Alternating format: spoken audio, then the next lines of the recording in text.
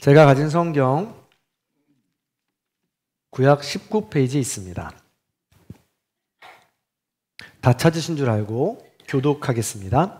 여호와의 사자가 또 그에게 이르되 내가 임신하였은즉 아들을 낳으리니 그 이름을 이스마엘이라 하라. 이는 여호와께서 내 고통을 들으셨음이니라. 그가 사람 중에 들나귀 같이 되리니 그의 손이 모든 사람을 치겠고 모든 사람의 손이 그를 칠지며 그가 모든 형제와 대항해서 살리라 하니라. 하갈이 자기에게 이르신 여호와의 이름을 나를 살피시는 하나님이라 하였으니 이는 내가 어떻게 여기서 나를 살피시는 하나님을 배웠는고 함이라. 그러므로 그 샘을 베엘라 헤로이라 불렀으며 그것은 가데스와 베레 사이에 있더라. 함께 했습니다. 하갈이 아브라함의 아들을 낳음에 아브라함이 하갈이 낳은 그 아들을 이름하여 이스마엘이라 하였더라. 아멘. 우리 믿음의 고백을 하나님께 올려드리겠습니다. 하나님 좋습니다. 감사합니다. 사랑합니다. 하나님이 하시면 무엇인지 다 이루어집니다. 하나님 좋습니다. 감사합니다. 사랑합니다. 하나님이 하시면 무엇인지 다 이루어집니다. 하나님 좋습니다. 감사합니다. 사랑합니다. 하나님이 하시면 무엇인지 다 이루어집니다. 아멘. 하나님께 영광의 박수를 드리겠습니다. 영국의 설교가인 로이드 존스에 나오는 이 유명한 책에 나오는 유명한 이야기입니다. 한 번쯤은 들어볼 법도 한 이야기죠. 어떤 농부가 소를 기르는데 그 소가 송아지를 2마리 낳게 됩니다. 농부는 너무 기뻐서 펄쩍펄쩍 뛰면서 하나님 감사합니다. 송아지를 2마리나 주셔서 너무너무 감사합니다. 하나님 영광 받아 주시옵소서 하고 찬양합니다. 그러면서 이 기쁜 소식을 나 혼자 알면 알 것 같아서 집으로 불이 나게 달려가서 아내에게 이야기합니다. 여보, 우리 소가 송아지를 2마리나 낳았어. 할렐루야. 너무 기뻐. 우리 하나님을 찬양합시다. 라고 이야기합니다. 근데 아내도 기뻐가지고 그 기쁨을 함께 나눕니다. 한참 기쁨을 나누는데 남편이 이렇게 이야기합니다. 우리 2마리를 주셨으니까 감사한 마음으로 1마리는 하나님께 드리고 1마리를 우리가 키웁시다. 라고 이야기합니다. 근데 아내도 흔쾌히 아멘 좋습니다. 당연히 드려야죠. 하고 이렇게 감사한 마음을 표현했습니다. 그런데요, 얼마 후에 지났는데 갑자기 2마리 소 중에 송아지 중에 1마리가 시름시름 앓기 시작합니다. 그렇게 앓더니 며칠이 지나서 송아지 1마리가 죽어버려요. 너무 슬퍼서 이 농부가 이 죽은 송아지를 잡고 꺼이꺼이 웁니다. 그래서 너무 슬픈 마음을 또 아내에게 달려가서 이야기합니다. 문을 벌컥 열고 여보, 우리가 하나님께로 드리기로 한 송아지가 죽었어. 네, 이렇게 웃기고도 슬픈 이야기인 거죠. 자, 하나님께로 드리기로 한 송아지가 죽은 소였던지 아닌지를 어떻게 알 수 있습니까? 과연 그 전부터 죽기로 한 소를 점 찍어서 그게 하나님께 드리기로 한 소인지 정해 놓았단 말입니까? 어떻게 알 수 있을까요? 지극히 자기중심적인 해석 아닐까요? 이 말을 들은 아내는 도대체 어떤 반응을 보이게 될까요? 우리 인생 여정에서 이처럼 뜻하지 않는 폭풍 같은 일과 고난들, 사건, 사고들이 우리에게 다가옵니다. 그때 그 반응은 각양각색이죠. 몇 주 동안 말씀을 드리지만 그 반응은 그리스도인들에게는 믿음이라고 했습니다. 그렇게 고난, 고통, 사건, 사고들이 우리 모두에게 다가오지만 다 따로 또 같은 반응을 보이게 되는 것이죠. 특별히 부부는 더욱더 그렇습니다. 남편과 아내는 일심동체라고 하잖아요. 이 두 부부가 어떤 선택을 하게 될까 참 궁금합니다. 때로는 이 부부가 그렇게 인생의 여정에서 서로 도움이 되기도 하고 때로는 인생 여정에서 서로 발목을 잡기도 합니다. 오늘 본문에도 인생의 여정을 함께 걷는 한 부부가 나오죠. 아브라함과 사레입니다. 지금까지 아브라함이 주인공이 되어서 아브라함의 이야기가 나왔는데 드디어 오늘 사례의 이야기가 전면에 부각됩니다. 아브라함이 어떤 사람입니까? 다시 한번 지난 한 2, 3주간의 이야기들을 좀 되짚어 보면 아브라함은 고향을 떠나는 순종을 보였습니다. 그런데 기근이라는 고난을 맞닥뜨리게 되죠. 그 기근을 피해서 남쪽으로 옮기다 보니까 폭력이 가득한 애굽을 만나게 됩니다. 그 애굽에 들어가려니까 예쁜 여인을 그냥 자기 아내로 삼아 버리는 폭력이 가득한 도시였습니다. 그래서 아브라함은 자기 살고자 아내를 배신하여 바로 왕에게 팔아버리죠. 이 상황에선 누구도 어떻게 도와줄 수 없는 상황입니다. 그때 하나님이 등장하셔서 아브라함과 이 사라의 가족들을 구해줍니다. 가축과 노예들까지 덧붙여서 다시 베델로 올려보냅니다. 그러면서 한참을 하나님과 교제하며 사는데 풍성한 이 가축과 노예들로 인해서 풍성한 재산을 누리게 되죠. 근데 그게 오래 못 갑니다. 재물이 많은 곳엔 항상 갈등이 있게 마련이죠. 그래서 그 재물로 인해서 가족 간에 다투기 시작합니다. 그러면서 그 가족 간의 갈등이 롯과 헤어짐으로 마무리게 되게 되는 거죠. 롯은 아버지 같았던 아브라함을 배신했습니다. 그렇게 한참 열심히 잘 사는가 싶더니 전쟁에 휘말려서 노예로 끌려가게 되죠. 아브라함은 그것을 놓지 않고 그럼에도 불구하고 달려가서 전쟁에 참여하여서 그 조카 롯을 구해가지고 돌아오게 됩니다. 그리고 지난 시간에 홀로 남겨진 시간을 가졌죠. 전쟁 후에 공허함과 두려움 속에서 어떻게 해야 할지 모르게 이 아브라함은 힘든 시간을 보내고 있었다는 것입니다. 그때 하나님이 찾아와 주셔서 약속해 주시고 다시금 새 힘을 불어넣어 주셨습니다. 이게 바로 지금 아브라함의 믿음의 여정인 것이죠.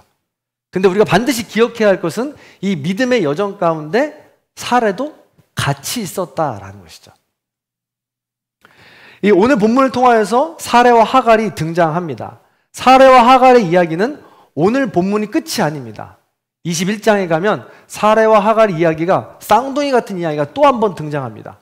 그래서 오늘 본문에 등장하는 이야기가 사례와 하갈 일부라면 21장에 등장하는 이야기가 사례와 하갈 2부 이야기가 됩니다. 그리고 부제목으로 오늘의 제목은 이스마엘의 출생이라고 한다면 21장의 제목은 이삭의 출생이 될 것 같습니다. 그리고 다른 제목들로 바꿔볼 수 있다는 것이죠. 그래서 오늘은 오늘 이야기만 가지고 우리 여정을 한번 살펴보도록 하겠습니다. 두 여인의 믿음의 여정이 어떤 이 굴곡이 있는지, 그리고 어떤 과정 가운데 지금 그 폭풍 속을, 어두운 터널을 지금 지나고 있는지 우리가 함께 들어가 보도록 하겠습니다. 먼저 1절의 말씀입니다. 자, 1절의 말씀을 같이 읽어볼게요. 읽습니다. 시작. 아브라함의 아내 사레는 출산하지 못하였고 그에게 한 여종이 있으니 애굽 사람이요 이름은 하갈이라. 아멘. 먼저 사레입니다. 사레의 여정이에요. 사레는 당대 유명한 미인이었습니다. 성경이 그렇게 기록하고 있죠. 재산을 축적하고 전쟁에도 승리하면서 노예를 두고 있을 정도로 성공한 사람입니다. 어느 정도 나이가 있는데도 미인이라고 하는 것은 정말 아름다운 겁니다. 고혹적이고 매혹적이고 또 연륜이 있으면서 아름다운 것만큼 훌륭한 아름다움은 없죠. 이 미인 중에. 그것을 지금 사례에게 이야기해 주고 있습니다. 그런데 아브라함이 믿음의 성숙 단계에서 폭풍우를 맞이할 때 사례 또한 그 중심에 있었습니다. 근데 사례 또한 자식이 없었던 거죠. 당시의 자식은 재산, 건강, 관계를 넘어 그 한 존재의 모든 성공의 척도를 좌지우지합니다. 결정한다는 것이죠. 따라서 여인으로서 자식이 없다는 것은 당시에 가치 없고 쓸모없으며 실패했다라는 인상을 지울 수가 없습니다. 그런데 하나님께서 그런 나의 남편에게 자식을 준다 하니까 그런 약속을 받는 남편을 옆에서 바라보면서 나에게도 이 약속을 주시는 거구나 하고 믿음으로 결단했다라는 것이죠. 사라도 믿었다라는 것입니다. 어떻게 알 수 있냐면 그 근거가 3절입니다. 읽지 않았지만 3절에 보면 아브라함이 가나안 땅에 거주한 지 10년 후였더라 라고 기록하고 있습니다. 그 약속을 받으면서 10년 동안 기다린 거예요. 목사님, 그걸 다 그냥 기다렸다는 것을 어떻게 알 수 있죠? 어떻게 알 수 있냐면 10년 동안 가만히 있다가 사례가 이제 움직이기 시작한 거거든요. 오늘 말씀으로 움직이기 시작한 거예요. 그러다 보니까 상식적으로 좀 생각해 볼 때는 이 10년 동안은 어떻게든 하나님께서 우리를 통하여 주시겠다라는 이 믿음 가지고 기다렸던 거죠. 여러분, 약속하고 그 약속이 이루어지길 기다리는 10년이 짧은 시간인가요? 10년이라면 우리가 강산도 변한다는 말 하지 않습니까? 그 긴 시간을 하나님의 약속을 믿고 기다린 것입니다. 그렇게 사례는 어두운 터널을, 폭풍 속을 10년 동안이나 초조하게 두려움을 가지고 그렇게 지나고 있는 것입니다. 오히려 사례는 제가 생각할 때 아브라함보다 더 어려웠을 것 같아요. 자, 생각해 보세요. 3700년 전입니다. 지금 이 시대에도 왕왕 그런 집이 있잖아요. 예를 들면 이런 거예요. 집에서 아내가 되거나 엄마가 되는 분들은요, 여성분들은 누가 뭐라고 하지 않았는데도 사회적 분위기에 따라 남편의 눈치를 보게 되어 있습니다. 자녀들의 눈치를 보게 되어 있죠. 물론 지금 20대, 30대 되는 분들은 아닐지도 모르겠습니다. 그러나 이제 한 30대 후반부터 40대 정도는 저는 확 정확하다고 생각해요. 그래서 저 같은 경우는 저희 집도 마찬가지인데 우리 아내가 합법적인 일을 가지고 어딜 떠나게 되는 경우가 있어요. 2박 3일이나 3박 4일 다녀와야 되는 경우가 있죠. 그럼 집을 비우면 식사 시간이 될 때마다 저에게 전화를 해요. 밥을 잘 먹었는지, 잘 있는지 말이죠. 그러면서 제가 뭐라고 한 것도 아닌데 굉장히 미안하고 죄인된 마음으로 밥은 먹었나요? 차려놓은 건 잘 드시고 있나? 그렇게 해놓을 필요도 없는데 그렇게 하는 거죠. 왜 그럴까요? 시대적 분위기가 그런 거예요. 챙겨주지 아니하고 저만 그런가요? 지금 계속 우리 남편들은 다 안 그러신가 봐요. 그래서 제가 뭐 그렇게 막 그렇게 하는 건 아닌데 그렇게 챙겨주신다는 거죠. 그래서 그렇게 여인들은 그런 남편의 근본적으로 본성적으로 본능적으로 눈치를 보게 되어 있다고요. 그런데 아브라함 시대는 어땠겠냐는 거예요. 3700년 전입니다. 지금 사례가 아이를 못 낳는 것이 꼭 사례의 문제입니까? 만약에 아브라함과 사례를 지금 이 시대로 불러와서 병원에 보내보면 누구의 문제인지 또 나오지 않겠습니까? 모르는 거잖아요. 그런데 아브라함과 사례 시대에 그 모든 아픔과 그 모든 책임을 사례가 지금 고스란히 지고 10년 동안, 아니 그 이전부터 그 모든 아픔을 지금 짊어지고 눈치 보며 살고 있는 거라고요. 그러니 사례의 아픔은 얼마나 더 컸겠느냐라는 것입니다. 그런 과정을 지금 믿음으로 걸어가고 있다라는 것이죠. 이런 상황에서 10년의 기다림, 사례의 믿음도 아브라함 못지않게 훌륭한 믿음이라는 것입니다. 부부는 일심동체라고 그랬죠. 사례도 아브라함과 마찬가지로 믿음이 좋았는데 50보 100보였던 것 같습니다. 비슷한 선택을 해요.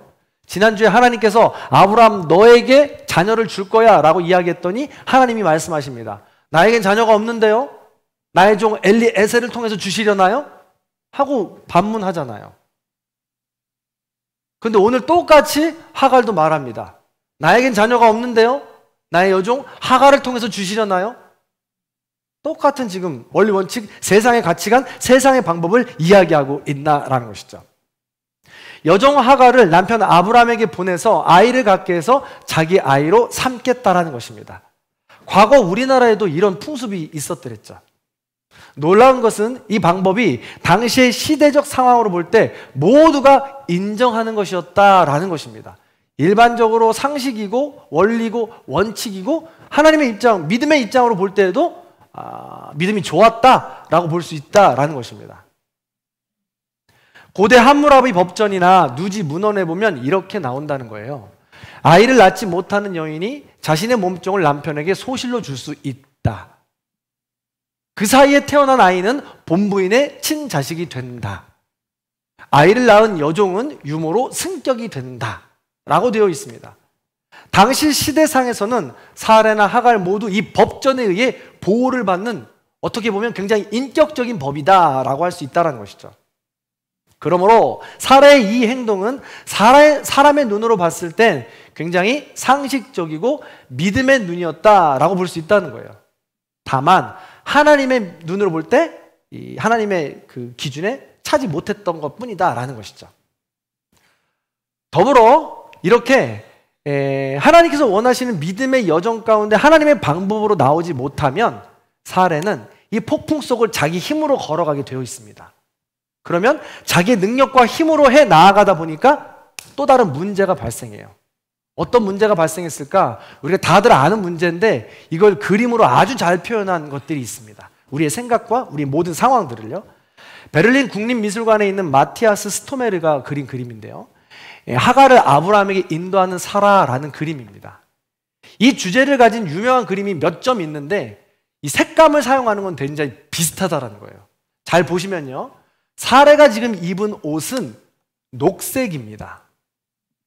반면에 하갈이 입은 옷은 붉은색이죠. 당시에 이 초록색은 권력과 힘을 상징합니다. 반대로 붉은색은 구속사에 사용되는 색으로 약자를 향한 구원의 의미가 담겨 있다는 거예요. 강자 사례는 약자 하갈을 향해 지금 폭력을 사용하고 있는 것입니다. 사례의 의견과 사례의 모든 입장을 배려하지 못하고 그냥 어른인 나이 차이가 그렇게 많이 나는 이 어른에게 지금 아내를 보내고 있는 것이죠. 당시 사회적 상황으로 봤을 때 모든 것이 합하나 사례의 과거 전적을 생각해 볼 때 과연 맞겠느냐라는 것이죠. 사례가 어떤 경험이 있어요? 자기도 애굽에서 팔려갔던 경험이 있습니다. 자기도 그 순간 얼마나 두렵고 떨렸는지 경험했던 기억이 있다고요. 근데 그 가운데 하나님이 원하시지 않는다라는 것을 정확하게 하나님께서 친히 보여주셨습니다. 가장 약한 자의 모습이었던 사례에게 찾아가 주셔서 아브라함과 사례의 그 모든 가정들을 구해 주신 거죠. 그렇다라고 했을 때 똑같은 상황에 처했다면 사례는 어떻게 해야 합니까? 그런데 사례는 지금 고스란히 그때 자기가 당한 것을 고스란히 지금 하갈에게 전해주고 있는 것입니다. 이 표정들도 잘 보시면요. 아마도 이 그림은 권력을 이용해서 약자를 도구화하는 사례를 지금 비판하고 있는 것입니다. 사례는 표정을 잘 보시면 뭔가 이 초월한 표정 아닙니까? 연륜이 느껴지는 표정, 그리고 안정이 지금 느껴지는 표정입니다. 반면에 하갈의 표정은 어때요? 긴장감과 두려움, 더 나아가서 이 싫은 기색이 역력하지 않습니까? 아브라함은 또 어때요? 이미 벗었습니다. 그리고 누굴 쳐다보는 건지 모르게 약간 깔고 이 하갈과 사례를 지금 번갈아 가면서 지금 쳐다보고 있는 거죠. 시선을 어디다 둘지 몰라요. 아브라함은 지금 그냥 동조하는 거예요. 이 폭력의 상황 가운데 아이고 어쩔 수 없지 뭐 하고 지금 동조하고 있는 거라고. 그래서 사례를 통해서 이 아브라함을 통해서 우리를 바라봐야 된다는 것이죠. 나쁜 것은 욕하면서 배운다고 합니다. 공무원, 군대, 의사, 간호사 등이요. 많은 공동체의 배움의 특징이 있다고 하는데 그 공동체 가운데 나쁜 것은 이상하게 빨리 배우고 나쁜 것은 이상하게 사라지지 않고 나쁜 것은 이상하게 계속 더 그것이 되물림 된다는 것이죠. 우리 부모와 자녀 간에도 마찬가지입니다. 생김새를 담는 건 두말할 것 없고요. 우리 부모가 가진 이 행동이라든가 습관을 고스란히 담지 않습니까? 더 나아가서는 가지고 있는 병력까지 닮아가잖아요. 그걸 우리는 가족력이라고 이야기하죠. 그걸 계속해서 닮아가는 겁니다. 그런데 하나님께로 주시는 은혜, 또 하나님을 만나면서 변화되는 더 성숙함으로 나아가지 않으면 그 나쁜 것은 더 개발이 되고 발전이 되어서 계승된다는 거예요. 그러므로 분별하여서 중간에 끊어내야 된다는 것입니다. 그래야 나의 세대 때에는 조금 더 훌륭하고 성숙한 믿음으로 나아갈 수 있고 내 자녀 때에는 더 나은 성숙한 믿음으로 유산을 남겨줄 수 있게 된다는 것이죠. 그런데 사례는요, 지금 그렇게 애굽에서 본인이 한번 하나님의 은혜로 똑같은 상황에서 구원을 받았음에도 불구하고 그 은혜를 잃어버립니다. 그리고 고스란히 되물림하고 있죠. 이것은 꼭 마치 주인에게 10,000달란트 빚진 자가 탕감을 받았으나 자신에게 100다나리온 빚진 자를 용서하지 못하고 멱살을 잡는 것과 똑같은 형국입니다. 하나님께서는 계속해서 이 폭풍 같은 또 비바람과 이 어두운 터널을 지날 땐 반드시 다른 모습으로 성숙하고 성장하기를 원하세요.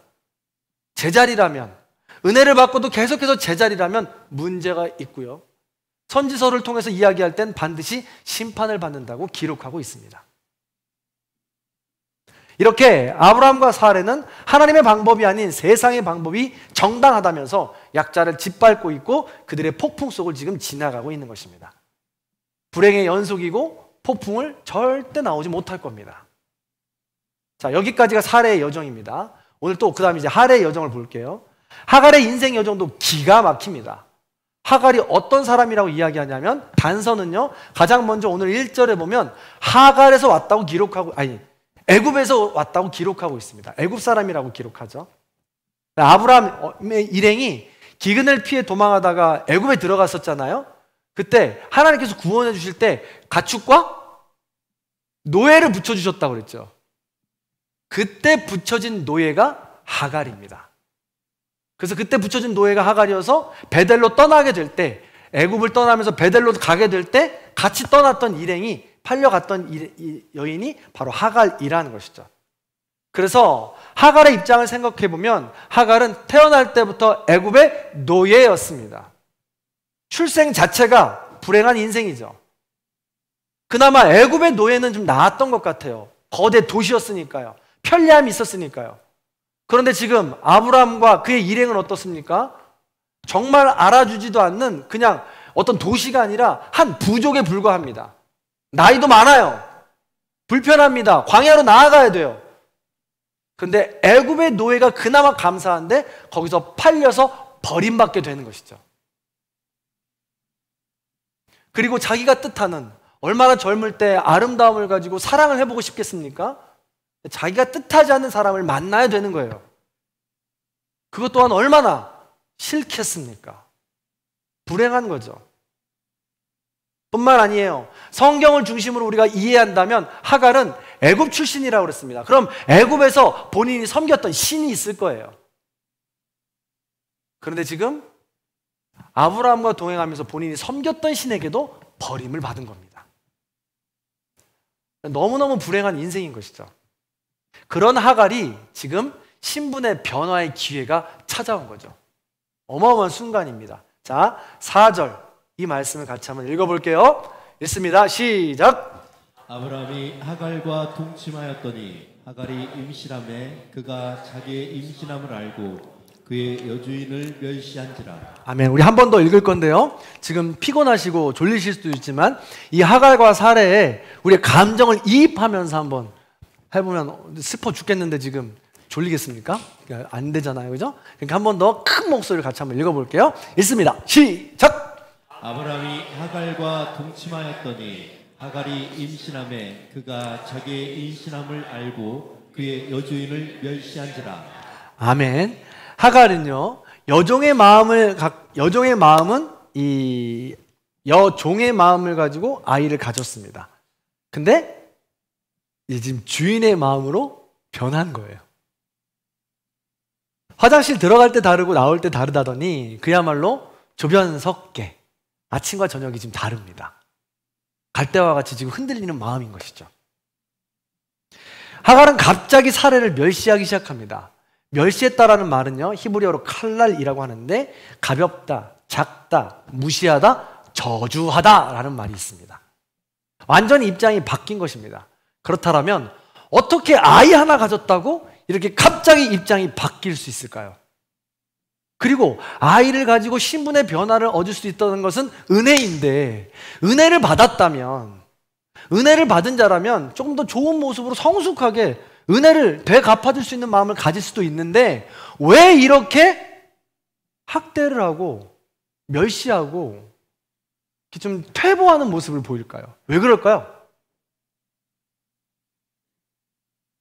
심리학자들이나 정서학자들이 추론하기로는요, 제가 방금 말씀드렸던 하갈의 인생을 보세요. 하갈은 태어나면서부터 단 한 번도 누군가에게 사랑을 받아본 적이 없습니다.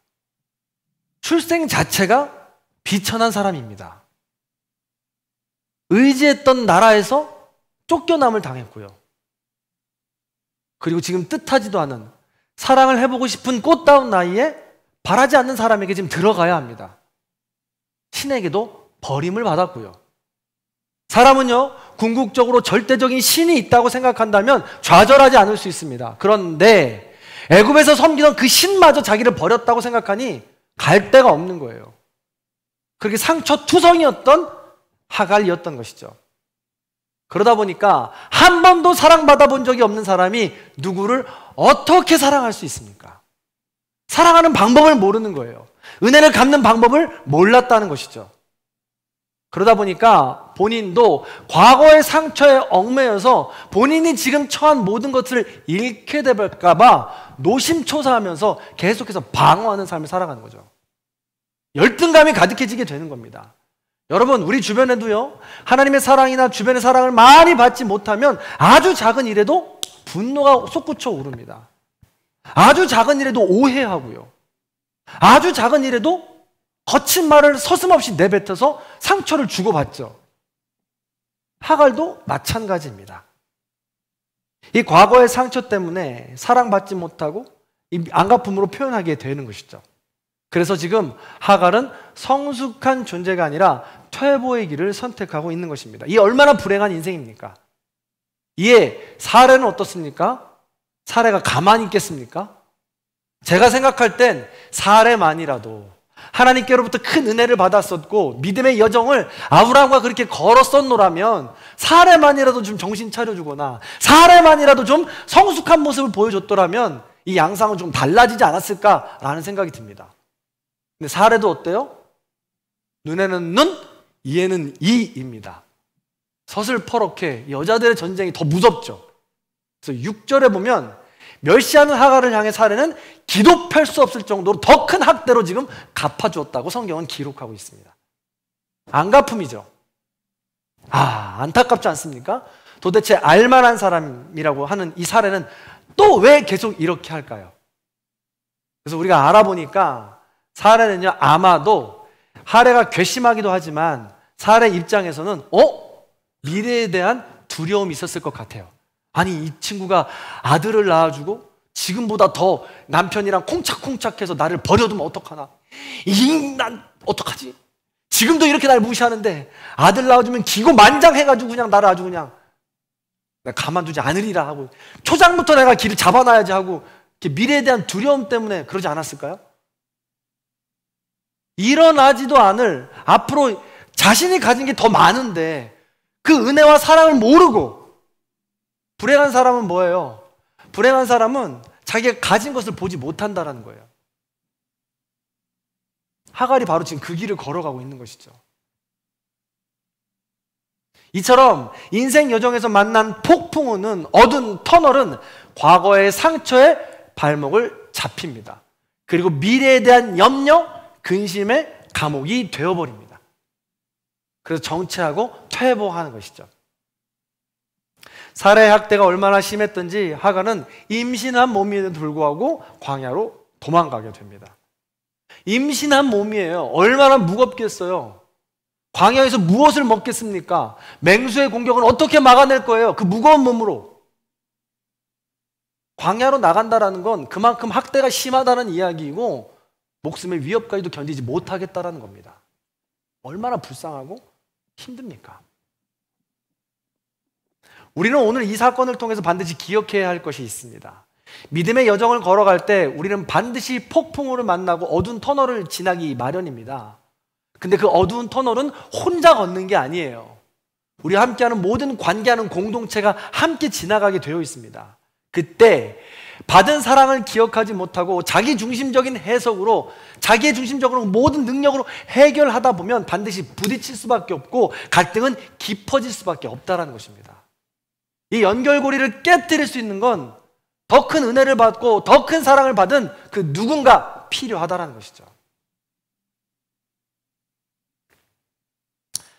사례와 하갈도 이렇게 지금 폭풍 속에서 좀 헤매고 있습니다. 자기중심적인 것으로 탐욕, 폭력으로 타인의 눈에 눈물을 흐리게 하고 있는 것이죠. 이런 모습으로 가해자도 피해자도 절대 그 누구도 어두운 터널을 나올 수 없습니다. 그렇다면 어떻게 해야 이 터널을 나올 수 있을까요?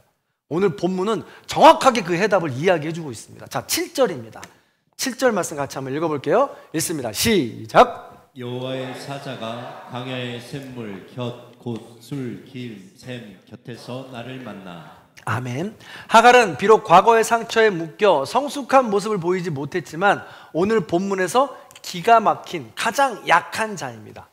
홀몸이 아닌 또 이 하갈이 죽음을 각오하고 광야에서 두려움에 떨고 있을 때, 가장 약한 자로 있을 때 사례를 찾아가 주셨던 것처럼 하나님이 찾아가셨다는 거예요. 한글로 만나다라는 단어로 되어 있지만 영어로는 found입니다. 찾다, 찾아가다예요. 그래서 살폈고 만나 주었다라는 것이죠. 들어주었다라는 것입니다. 두려움에 떨면서 배를 움켜쥐고 있는 하갈을 하나님이 찾아오셨다는 거예요. 이것이 얼마나 놀라운 일입니까? 출생도 비천합니다. 비천한 출생인데도 불구하고 그 비천한 출생임에도 불구하고 그 모든 것들이 버림을 당하고 쫓겨나게 됩니다. 신마저도 버립니다. 그 누구도 의지할 수 없는 상황입니다. 그런데 그런 가장 약한 여인이기에 찾아와 주시고 찾아주시며 돌봐주셨다는 것이죠. 그렇습니다. 하나님은 약자의 아픔을 외면하지 않으십니다. 억울함, 속상함, 가슴 아픈 자들을 외면하지 않으시고 찾아가 주신다는 거예요. 그리고 하갈은 하갈에게 말씀하십니다. 주인의 집으로 돌아가라. 다시 돌아가라. 이 말씀은요, 좀 이해할 수가 없는 말씀입니다. 전지전능하신 하나님이라면 그 광야 한복판에 샘물을 더 나게 해주시던가, 그늘을 쳐서 좀 만들어 주신다던가, 사람을 좀 더 보내주신다던가, 좀 더 편리한 방법으로, 내가 할 수 있는 방법으로 이겨나가게 해주시지, 왜 다시 그 지옥 구덩이로 돌아가라고 하시는가 라는 거죠. 그러나 분명한 것은 그 폭풍 가운데, 어두운 터널 가운데 다시 돌아가지만 그때부터는 혼자가 아니고 하나님께서 함께 해주신다고 말씀하고 있는 겁니다. 여러분, 처한 폭풍과 어둠이 그냥 내가 아무것도 하지 않고 그 모든 것들이 저절로 스스로 해결될 것 같이 보이십니까? 아무런 감정의 어려움 없이, 마음의 아픔 없이 그 모든 것들이 그냥 스스로 해결될 것처럼 보이십니까? 아니요. 하나님은 다시 집으로 돌아가라고 말씀하십니다. 하나님은 다시 폭풍 한가운데로 돌아가라고 말씀하세요. 다만 하나님은 그 가운데 있어도 내가 found, 찾아내겠다, 만나주겠다, 살펴주겠다, 들어주겠다 라고 말씀하는 거예요. 그래서 하나님은 이스마엘을 주면서 이는 내 아픔을 들으셨음이로다 하고 11절에 고백하고 있는 것입니다. 지금 하갈의 모든 고통을 듣고 계시다라는 것이죠. 그래서 하갈은 이 고백, 이 경험을 통해서 또 마지막으로 이렇게 고백합니다. 오늘의 클라이막스죠. 13절 이렇게 고백합니다. 한번 같이 읽어볼까요? 13절 시작. 하갈이 자기에게 이르신 여호와의 이름을 나를 살피시는 하나님이라 하였으니. 아멘, 할렐루야. 지금 하갈은 자신의 정체성을 정한 겁니다. 애굽에서 본인이 섬기던 신, 모든 것들을 버려버리고 나의 고통을 들어주셨고 나를 찾아와 주시고 나를 살펴주셨다는 그 하나님이 나의 하나님이 되어주시는구나 하고 전지전능하신 그 하나님을 나의 아버지로 지금 고백하고 있다는 것이죠. 아주 중요한 부분입니다. 이렇게 고통에서 건지시기 위한 약속의 말씀을 받으면서 하갈은 이제 나도 하나님의 자녀로, 하나님의 백성으로, 하나님이 나의 전지전능한 신으로 하며 섬기겠다라고 지금 고백하고 있는 것이죠. 그래서 그 샘의 이름을 붙여줍니다. 부엘라 헤로이라고 말이죠. 자, 저를 따라 하십니다. 부엘라 헤로이. 부엘라 헤로이. 그래서 그 이름의 뜻이 바로 살피시는 하나님이라는 뜻입니다. 만나주시는 하나님, 들어주시는 하나님, 살펴주시는 하나님, 바로 부엘라 헤로이인 것이죠. 이처럼 하나님은 자기 중심의 믿음으로 힘들고 어려운 상황에 얽힌 자녀들을 찾아가 주시고 들어주시며 살펴주십니다. 이것이 하나님의 은혜요, 참된 믿음의 과정으로 나아가기에는 힘이 되는 것이죠. 사랑하는 성도 여러분, 말씀을 마무리합니다. 우리는 믿음의 여정을 걸어갑니다. 그리고 매 순간 폭풍우를 만납니다. 그때마다 자기중심적인 판단으로 조금이라도 빨리 어떻게든 벗어나고 싶어 하죠. 그러나 하갈처럼 과거의 상처가 발목을 잡습니다. 사례처럼 미래에 대한 불안과 두려움이 감옥을 만들어 버립니다. 이것이 얽히고 설켜서 외로움, 공허함, 두려움, 무기력감, 게으름 등등으로 우리의 삶을 벼랑 끝으로 내모으는 것이죠. 그러나 바로 이때 부엘라 헤로이 하나님이 우리를 찾아와 주시고 만나 주시고 들어주십니다. 그래서 우리는 포기하지 않고 눈을 들어 하나님의 손을 잡아야 하는 것입니다.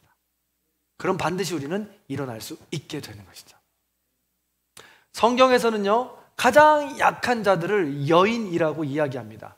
그래서 성경에 나오는 모든 여인들을 볼 때 약함 속에서, 강자의 지배 속에서 살아가는 여인들이 참 많이 있습니다. 억울하고 외롭고 공허한 여인들이 참 많이 있다는 것이죠. 그러나 그때마다 하나님은 찾아가 주시고 위로해 주십니다. 남편이 다섯이었던 우물가의 여인, 사마리아 우물가의 여인을 예수님이 찾아가 주셔서 영생을 얻게 하십니다. 영생수를 마시게 하시죠. 직업 여성이었던 여성이 가늠하다 현장에서 잡혀서 끌려와 돌을 맞아 죽게 됩니다. 그때 예수님이 찾아오셔서 그를 구해주게 됩니다. 새 생명을 얻게 하는 것이죠. 이처럼 하나님은, 우리 예수님은 가장 약한 자를 찾아가십니다. 그러므로 하나님을 닮은 그리스도인이라면 우리 또한 가장 약한 자에게 시선이 갈 수 있어야 하고 그들과 함께 할 수 있는 마음이 있어야 된다는 것이죠. 마지막으로 드라마 한 편 보고 말씀을 마치려고 합니다. 오늘 말씀이랑 너무 찰떡궁합되는 드라마가 있어서. 드라마 좋아하시죠? 네. 안 좋아하시나요? 저는 좋아하는데 그 드라마 한 편 잠깐 보고 말씀을 마무리하겠습니다. 도련님께서 저를 겁탈하셨질 않습니까? 아직도 정신을 못 차렸구나. 뭐 들었느냐?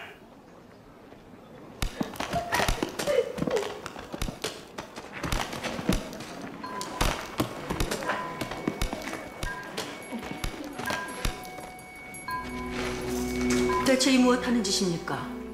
분명히 방자한 여종을 가르치는 중이니 상관 말고 가던 길이나 가시지요. 가던 길이나 가기엔 양쪽의 말이 너무 다른 것 같아서 말입니다.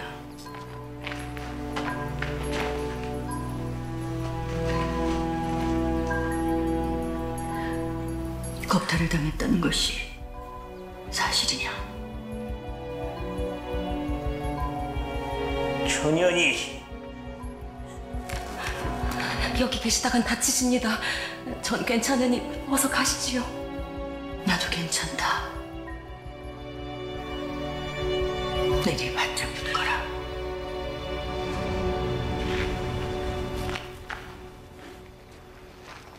나으리께서 이 여인을 겁탈했다는 것이 사실입니까?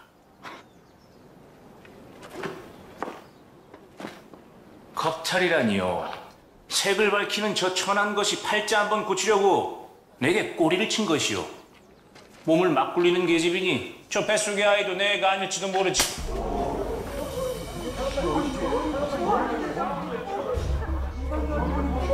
내이야! 내 몸에 손을 댔느냐! 그래, 되었다. 여인을 겁탈한 것으로도 모자라 음해하고 모욕하고 또 다른 가해를 저지르고 있지 않느냐. 이년이 미쳤나? 뭐들 아느냐? 멈춰라! 좀 봐봐. 괜찮은 것이 없니까? 좀 봐봐.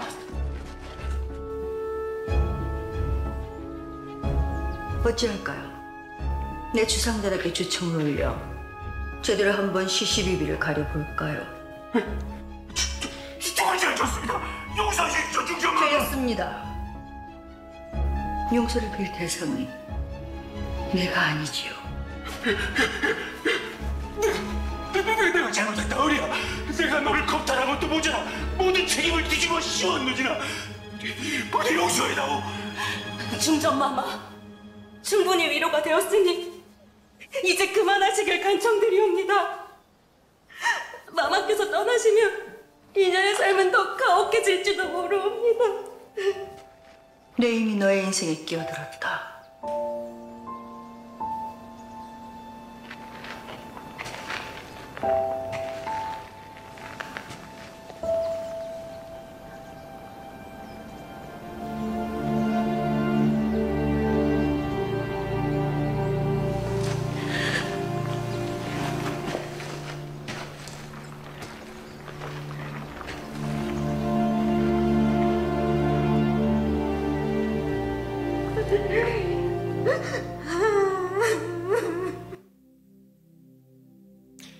이 이야기가 마치 가늠하다 잡힌 여인을 예수님께서 품어주셨던 이야기와 아주 흡사합니다.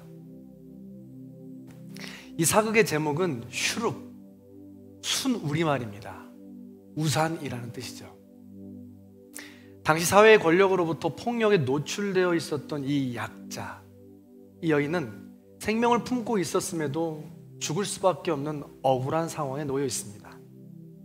이때 중전이 찾아와 그녀를 향해서 보호해주며 이렇게 말하죠. 이미 네 인생에 내가 끼어들었다. 이 대사가 바로 부엘라 헤로이 아니겠습니까? 내가 너를 찾아와 너를 만나준다. 너의 인생에 내가 끼어들었다. 내가 너를 보호할 것이다 라고 말이죠. 자신의 삶이 비루하고 앞으로 더 비참해질 것을 말하면서 떠나달라고 말하지만 중전은 절벽 끝 폭풍우 속에서 여인에게 손을 내밀어서 우산이 되어줍니다. 사랑하는 성도 여러분, 이 여인에게는 중전이 우산이 되어주지만 우리는 하나님께서 우리에게 우산이 되어준 줄로 믿습니다. 우리의 삶도 때로는 사례 같을 수 있습니다. 때로는 하갈 같을 수도 있고 때로는 이 여인 같을 수도 있으며 때로는 중전 같을 수도 있습니다. 그 누구나 함께 폭풍 속을 걸어가고 어두운 터널을 지나게 될 겁니다. 그때마다 우리를 찾아와 주시는 하나님이 무엇을 원하시고 우린 또 어떤 길을 선택해야 되는지 자명해지죠. 부디 오늘 말씀을 기억하시며 부엘라 헤로이, 나를 찾아주시고 만나주시는 그 하나님을 깊이 만나시고 그 자리에 과거의 상처로부터 또 미래에 대한 불안으로부터 묶여있는 것이 아니라 거기서부터 한 걸음 더 나아가 중전처럼 또 더 나아가 누군가에게 우산이 되어주는 저와 여러분의 삶이 다 되시기를 주님의 이름으로 간절히 축원합니다. 그 마음을 담아서 우리 오늘 찬양 함께 나누겠습니다. 가사를 잘 기억하면서 함께 찬양합니다.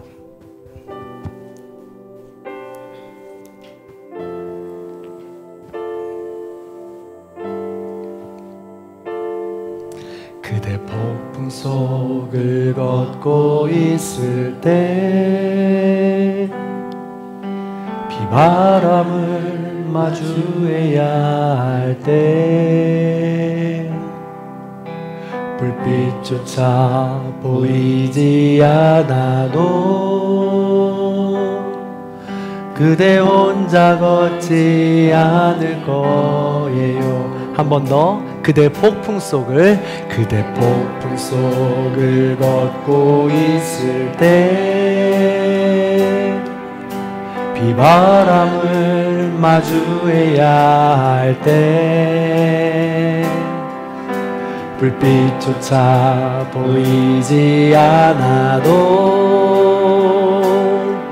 그대 혼자 걷지 않을 거예요. 두려움 앞에서 하늘을 보아요. 외로운 그대여 걱정 마요. 꿈꾸는 그 길을 또 걷고 걸어요. 그대 혼자 걷지 않. 우리 처음부터 한 번 더 찬양합니다. 그대의 폭풍 속을 그대 폭풍 속을 걷고 있을 때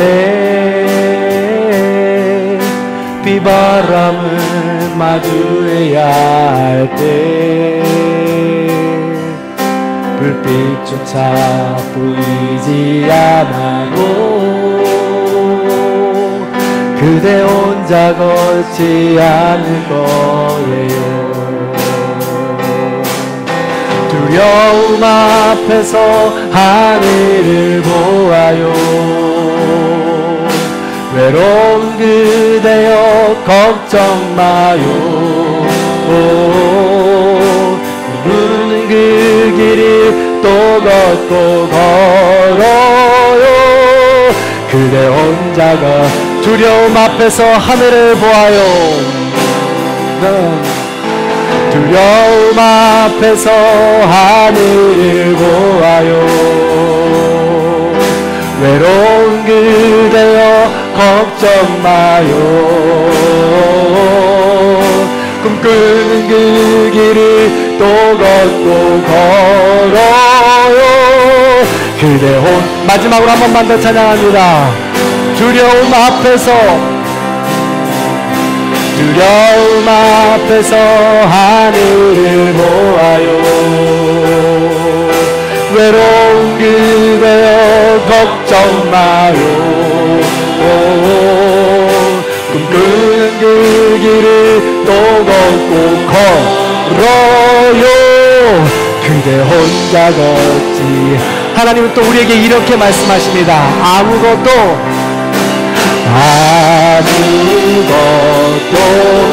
두려워 말라. 주님의 하나님 지켜주시네. 놀라지 마라. 겁내지 마라. 주님 나를 지켜주시. 아무것도 두려워 말라. 아무것도 두려워 말라. 주님의 하나님이 지켜주시네. 놀라지 마라. 겁내지 마라. 주님 나를 지켜주시네. 내 마음이 힘에 겨워 지칠지라도 내 마음이 힘에 겨워 지칠지라도 주님 나를 지켜주시네. 세상의 험한 풍파 몰아칠 때도 주님 나를 지켜주시네. 주님은 나의 산성, 주님은 나의 요새, 주님은 나의 소망, 나의 힘인 내 맘이 힘에 겨워 지칠지라도 내 맘이 힘에 겨워 지칠지라도 주님 나와 함께 하시네.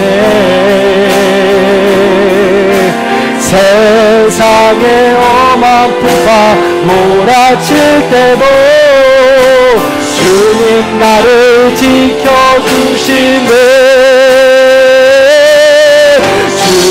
주님은 나의 산소, 주님은 나의 요새, 주님은 나의 소망, 나의. 우리 두 손 들고 찬양해 봅시다. 주님은 나의, 주님은 나의 산성. 우리 손을 잡아 주시옵소서. 우리의 산성이 되시고 우리의 요새가 되시며 우리의 반석이 되어주시고 우리의 인생에 끼어들겠다고 약속하신 하나님, 우리가 내민 손도 잡아주시고 폭풍 가운데 인도하여 주시옵소서. 주님은 나의 산성이십니다. 주님은 나의 산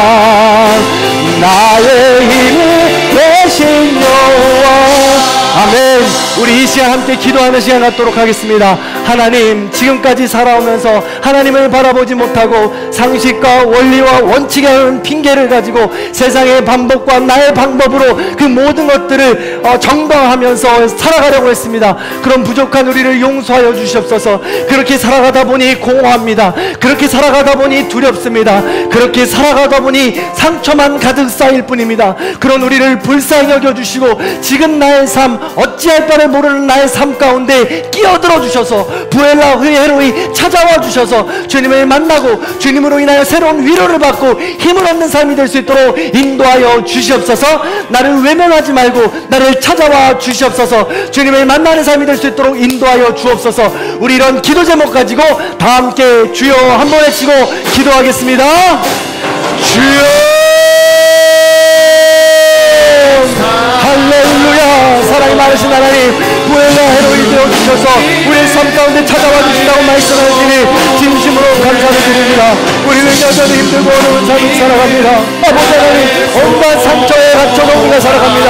과거의 상처에 갇혀서 더 큰 사랑을 받고자 더 큰 사랑을 달라고 오다오 하면서 만족되지 않는 것을 통하여서 상처를 만들어내고 미래에 대한 불안을 만들어냅니다. 그것이 발목이 되어서 감옥을 만들어내고 그 안에서 우리는 헤어나오지 못하는 인생을 살아갑니다. 하나님이여, 그런 우리를 용서하여 주옵소서.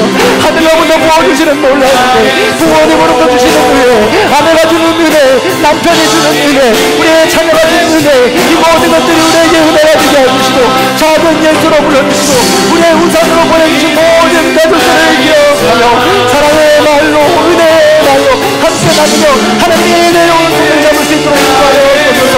그리하여 그 반성으로 그 생명 다시 일어날 수 있도록 인도하여 주옵소서. 하나님 놀라운 사랑이 우리 가운데 편만하게 펼쳐주시는 삶이 될 수 있도록 인도하여 주옵소서. 우리 힘을 낼 수 없습니다. 아버지 하나님, 은혜 가운데 하나님 사랑 가운데 있을 수 있도록 인도하여 주셔서 온전히 주의 뜻을 위한 삶이 될 수 있도록 인도하여 주옵소서. 아버지 하나님, 떠날 수 없는 고통과 염려가 있는데 아버지 자신의 삶이 어떤 것인지도 모르고 아버지 상처에 묶여 살아가는 우리 모든 성도님들이 있습니다.